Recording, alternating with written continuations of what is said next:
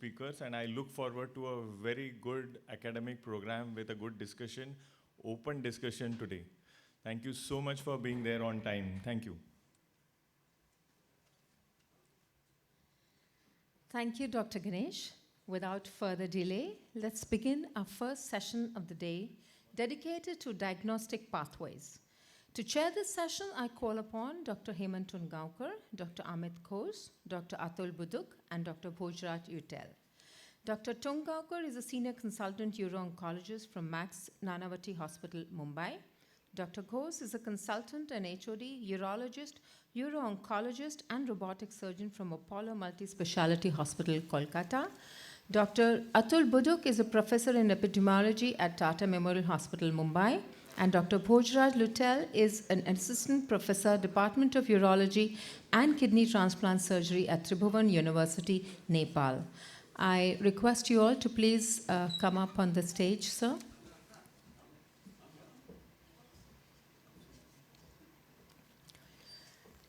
Before I hand over the session to my esteemed chairpersons, I would like to remind the speakers and the chairpersons that there are 8 minutes for presentation and 7 minutes for discussion. My sincere request to the chairpersons and speakers to please stick to the time allotted to them, as we have a very tightly packed schedule and my role is of a timekeeper. Apologies in advance if I ring the bell once the time is over. And my gratitude to you for your compliance and cooperation. Thank you. Over to you, sir.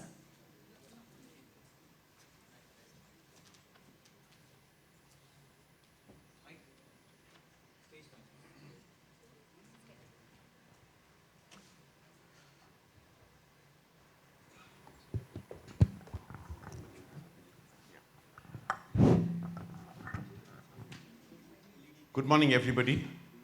Nothing better to be back again in Tata Memorial for a very appropriate conference. Nothing better even so to start with diagnostic pathways, which is now determining the future of uro-oncology in many ways.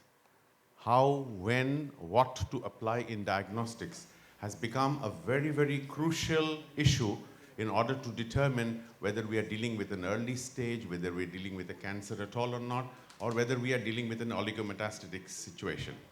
Now, we really need, there is lack of guidelines as to which to apply when. And topics have been selected appropriately. Therefore, we call upon Raghavan over to take over as the convener and start the session. Sir, may I request you all to please be seated down? I've just been informed by the organizers that you are coming in the way of the screen. So the screen will also be better visible to you once you are down.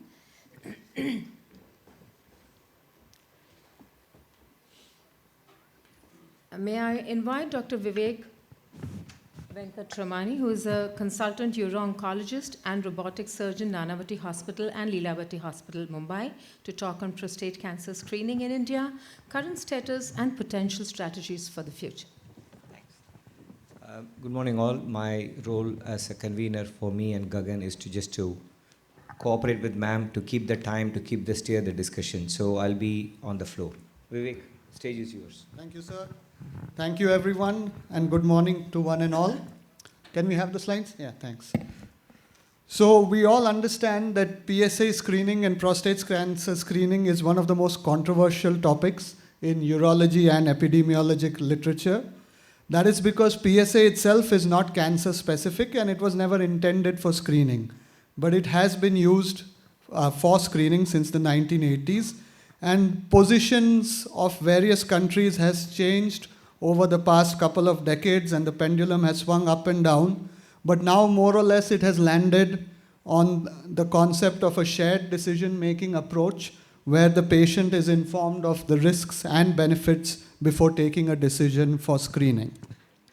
So when PSA was initially used as a screening tool in the 90s and early 2000s, it was widespread. And there was a significant epidemiologic evidence of benefit. Of course, the incidence of prostate cancer boomed, but also there was an age-adjusted decrease in the mortality by almost 50% in the US. And 70% of this was attributed to screening and early detection. Similarly, there was a more than 75% decline in metastatic disease at presentation, and this hasn't even been shown with breast cancer. So there was clearly some epidemiologic triggers that showed benefit. So why were we debating all this in such detail over the last 10 years? First, we detect a lot of indolent cancers which have no bearing on the life expectancy of the patient. There's a significant morbidity associated with biopsy as well as treatment. There's a huge burden on costs for screening each and every man, and the associated further downstream effects. And at that time, it was a completely Wild West approach. There was no counseling. There was no thoughts on risks and benefits. You could walk into a mall and get a PSA test. And the majority of men who were being screened were those who were unlikely to benefit. For example, men above 75 years were the most common age group screened at that time. So, of course, there was a lot of food for thought. And then in 2010 to 12, we had the publication of 2 randomized trials, and that's where things began to change. So the PLCO trial was the American trial, which showed no difference in overall survival in screening and no difference in prostate cancer specific mortality as well. But the ERSPC, which was probably a much better done trial, did show a significant benefit in prostate cancer specific mortality by 20%, and an absolute reduction of 0.71 prostate cancer deaths per 1,000 men at 8.8 years. So the follow-up here was relatively short still. And the Gothenburg trial, which was a part of this but also separate, that showed a much better and more convincing numbers than the ERSPC. So if you compare this across screening for other different diseases, prostate actually does pretty well. But unfortunately, the USPSTF did not agree, and they downgraded the recommendation of screening to a D, which suggests that there is net harm and there's no great evidence of benefit.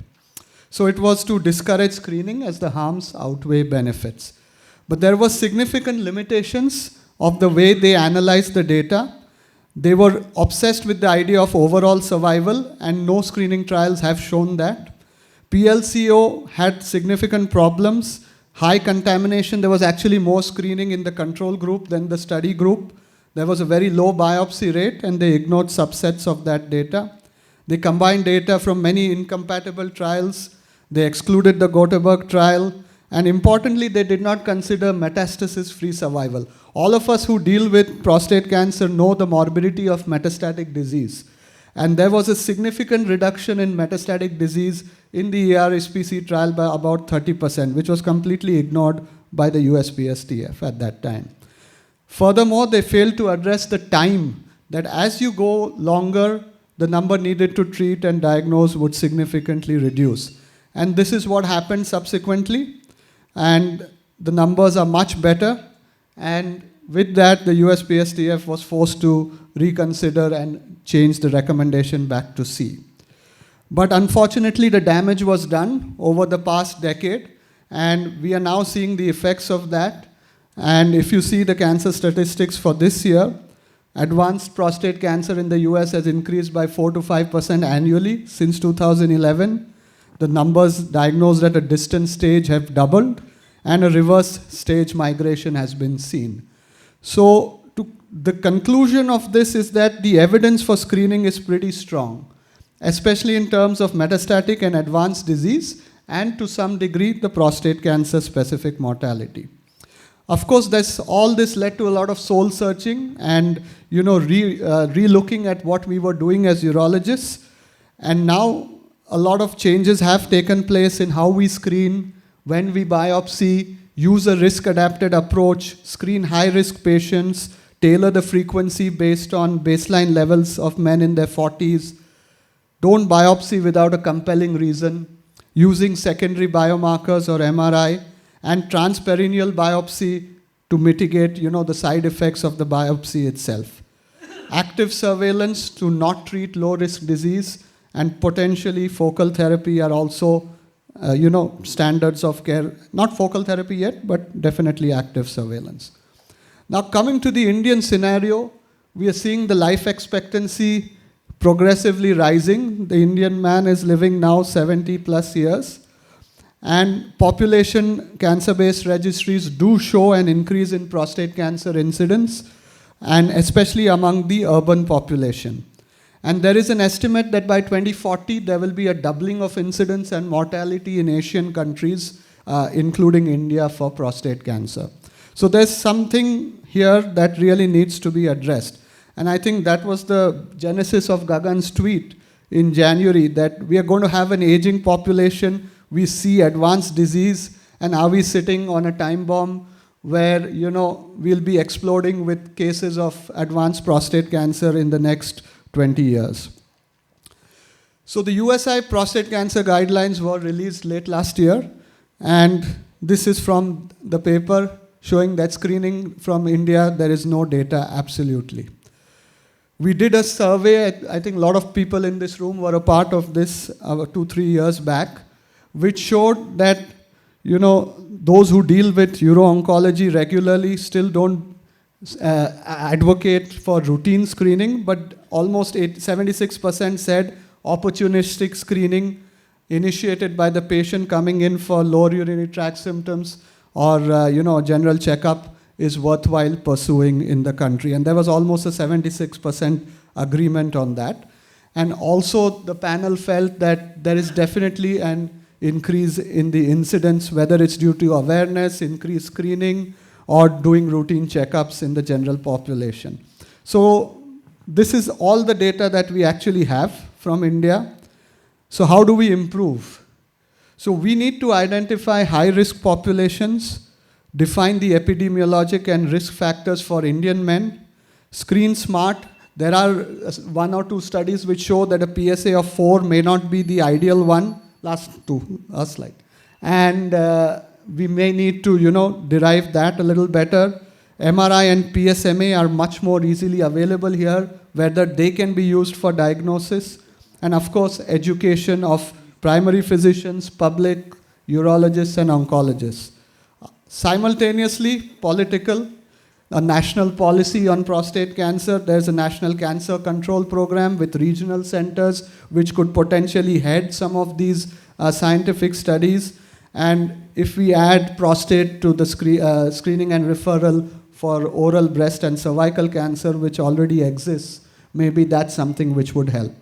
And the financial toxicity, I know this is a bit controversial, but there are drugs which have been capped in terms of the price. Maybe something can be done. I hope none of the sponsors are listening. So basically in India, probably right now it's an opportunistic screening, and we need to do a lot more as a urology community to get baseline values, to identify high-risk groups, and to educate and improve the awareness on prostate cancer. Otherwise, we are really sitting on a potential time bomb over the next couple of decades. Thank you.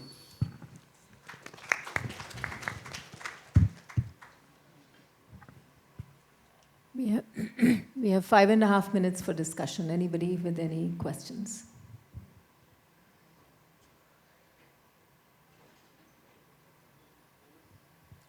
Can we have someone with the mics in the audience, please? The organizers from there?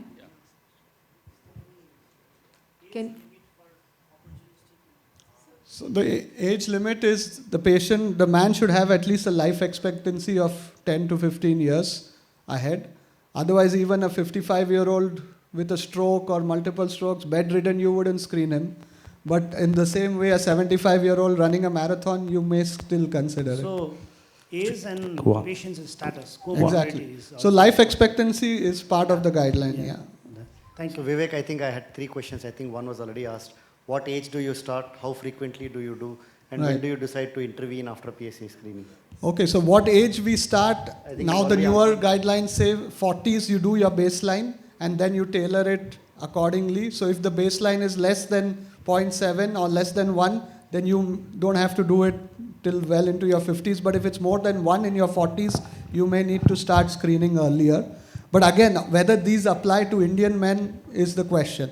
So generally healthy men 50 and above with a life expectancy 10 to 15 years at least. That's who you would screen. What was the second one? How frequently?